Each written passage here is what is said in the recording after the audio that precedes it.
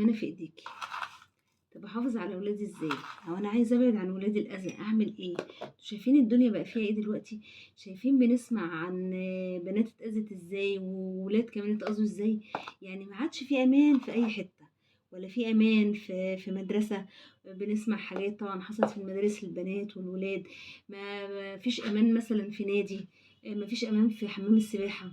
بنسمع عن حاجات وحشه قوي. فازاي؟ طب نعمل ايه؟ ولادنا ازاي امانه في ايدينا؟ طب نعمل ايه؟ نحط عليهم حرس؟ لا. بصي، اول حاجه ندعي لاولادنا. طبعا هتقولوا اه، طب ما احنا كلنا بندعي لاولادنا وفي حد ما بيدعيش لاولاده؟ لا طبعا كله بيدعي لاولاده. استودعي ولادك كل يوم. يعني ايه؟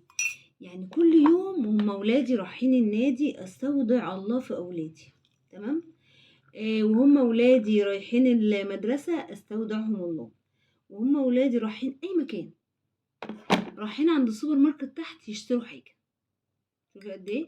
لو رايحين ولادي يشتروا حاجة من السوبر ماركت اللي تحت العمارة، استودع الله اولادي. لازم كده. لازم ندعي لاولادنا كتير. ولازم نقول يا رب استودعتك اولادي. اولادي رايحين المدرسة النهاردة، يا رب استودعتك بنتي. بنتي رايحة النادي، رايحة حمام السباحة، رايحة اي مكان، رايحة رحلة، ما بقاش في امان دلوقتي في اي مكان اصلا يعني. فبس مضطرين يعني هنعمل، هنحبسهم في البيت؟ هنقطع نفسنا عن العالم؟ مش هنروح، مش هنيجي، هنحبس ولادنا؟ ما هو لازم يبقى في حل يا ولاد. اللي احنا فيه ده، اللي احنا بنسمعه ده كتير، اللي احنا بنسمعه عن ولادنا ده بقى يخوف وبقى كتير جدا.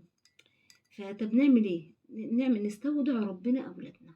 يا رب وانا بنتي نازله المدرسه ولادني كده، انا استودعتك بنتي. انا بنتي رايحه النادي، انا استودعتك بنتي. بنتي رايحه اي حته، رايحه تشتري حاجه من تحت، ابني رايح المدرسه كده. نستودع الله في ولادنا سبحانه وتعالى.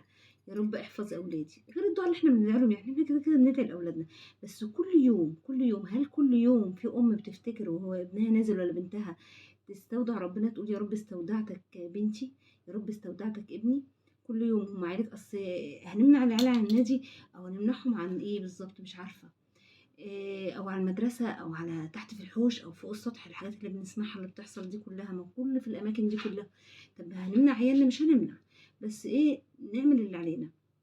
كل يوم مع اننا نازلين، استودعت بنتي وراح حمام سباحه، استودعت ابني وراح المدرسه. كل يوم استودعي عيالكم رايحين اي حته، اي حته.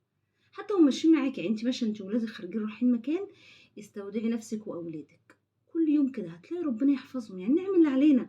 اضعف الايمان، عشان اللي بنسمعه ده صراحه بيتعب الاعصاب، والواحد بيصعب على الاطفال.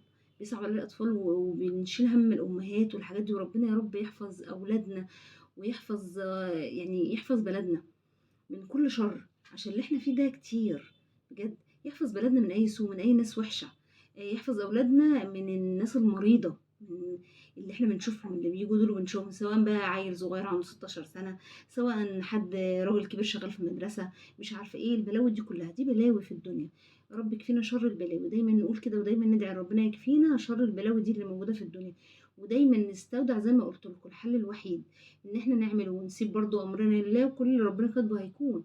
بس نعمل اللي علينا. نحافظ على اولادنا، نحافظ على اولادنا بكل حاجه بالدعاء. وكمان تعودي ولادك لما يجوا المدرسه يحكوا لك كل حاجه، يجوا من النادي يحكوا لك كل حاجه. وقفوا مع حد، وقفوا مع اصحابهم واتكلموا اي حاجه. تعالي يا حبيبتي بحب بقى كده، مش بزعيق وضرب والكلام ده كله. تعالي يا حبيبتي النهارده عملتي ايه في المدرسه؟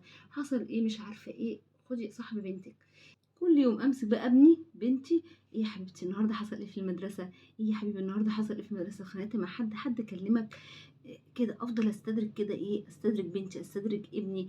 واقعد كل يوم اسالهم ايه اللي حصل. انا عارفه ان في امهات كتير اكيد بيعملوا كده، كل يوم بيسالوهم عملتوا، بس في بتبقى اطفال خايفه.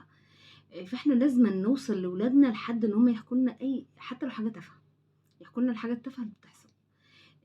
لا احكي لي، لا قولي لي. طب انصح برضو بنتي شويه نصايح، انصح ابني شويه نصايح. ما ينفعش ده يحصل، ما ينفعش ده كذا، ما ينفعش ده، الحاجات اللي انتوا برضو عارفينها. وفي برضو امهات كتير اكيد بتنصح. في ناس ما مش فاضيه، بتشتغل بقى ومش فاضيه تسال ابنها ولا بنتها على ايه، على الحاجات اللي بتحصل ديت. او ان هي تنبه على بنتها ولا ابنها ايه اللي المفروض يحصل وايه اللي مش مفروض يحصل. وعيني ما تغفلش عن بنتي ولا ابني في اي مكان احنا فيه، في اي مكان. مش قادره احافظ على اولادي في اي مكان، معايا اتنين بقى، معايا تلاته، ومش عارفه اخد بالي من ده ولا من ده ولا ده، ما اخرجش من البيت بجد. اقعد بولادي في بيتي، اخرج بقى مع باباهم، حد تاني يكون معايا ياخد باله من اولادي. عشان ايه؟ على قد ما نقدر ناخد بالأسباب، وربنا هو الحافظ إن شاء الله. وربنا يحفظ أولادنا وأولادكم يا رب، ويبعد عنهم أي سوء وأي شر، بس ناخد بالأسباب.